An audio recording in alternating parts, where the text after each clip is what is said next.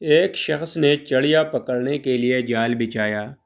اتفاق سے ایک چڑیا اس میں پھنس گئی اور شکاری نے اسے پکڑ لیا۔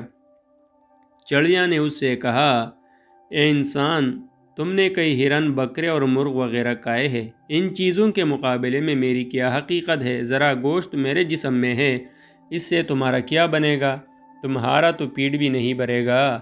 لیکن اگر تم مجھے آزاد کر دو تو میں تمہیں بڑی کام میں آنے والی نصیحتیں کروں گی، جن پر عمل کرنا تمہارے لیے بہت مفید ہوگا۔ ان میں سے ایک نصیحت تو میں ابھی کروں گی، جبکہ دوسری اس وقت کروں گی جب تم مجھے چھوڑ دو گے اور میں دیوار پہ جا بیٹھوں گی۔ اس کے بعد تیسری اور آخری نصیحت اس وقت کروں گی جب دیوار سے اڑ کر سامنے درخت کی شاخ پر جا بیٹھوں گی۔ اس شخص کے دل میں تجسس پیدا ہوا کہ نہ جانے چڑیا کیا فائدہ مند نصیحتیں کرے گی۔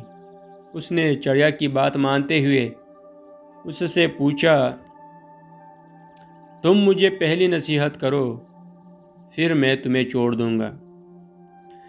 چنانچہ چڑیا نے کہا، میری پہلی نصیحت تو یہ ہے کہ جو بات کبھی نہیں ہو سکتی اس کا یقین مت کرنا۔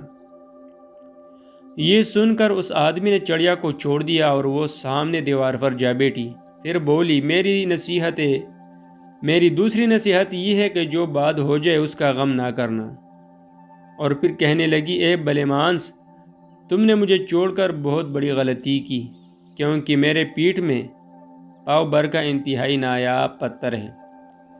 اگر تم مجھے ذبح کرتے اور میرے پیٹھ سے اس موتی کو نکال لیتے تو اس کو فروخت کرنے سے تمہیں اس قدر دولت حاصل ہوتی کہ تمہاری آنے والی کئی نسلوں کے لیے کافی ہوتی اور تم بہت بڑے رئیس ہو جاتے۔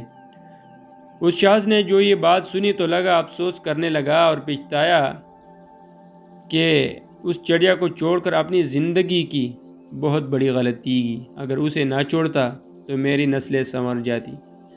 چڑیا نے جو اسے اس طرح سوچ میں پڑے دیکھا تو اڑ کر درخت کی شاخ پر جا بیٹھی اور بولی، اے بھلے مانس، ابھی میں نے تمہیں پہلی نصیحت کی جسے تم بھول گئے کہ جو بات نہ ہو سکنے والی ہو اس کا ہرگز یقین نہ کرنا، لیکن تم نے میری اس بات کا اعتبار کر لیا کہ میں چٹان بر وزن رکھنے والا چڑیا اپنے پیٹھ میں پاؤ وزن کا موتی رکھتی ہوں۔ کیا یہ ممکن ہے؟ میں نے دوسری نصیحت تمہیں یہ کی کہ جو بات ہو جائے اس کا غم نہ کرنا، مگر تم نے دوسری نصیحت کا بھی کوئی اثر نہ لیا اور غم و افسوس میں مبتلا ہو گئے کہ خواہ مخواہ مجھے جانے دیا۔